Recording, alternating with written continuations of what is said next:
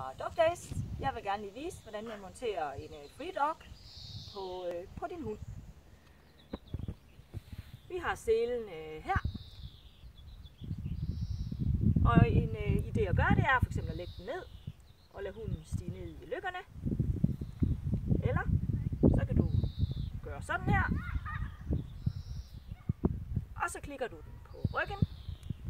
Vi drejer lige et lille fyr her. Klikker du den her på ryggen. Så skal du have 3 fingre ind under alle remme. Og lige kan løfte den lidt op. Og god plads bag forbenene, hvor du lige kan få en flad hånd ind. Så tager du karabinhagen. Så drejer vi om igen. Og sætter den i den øverste del af ringen på brystet. Sådan der. Og så kan du gå tur. En god idé er også, når man går tur, at skiftes til at have linen henholdsvis til den ene side og til den anden side. God tur!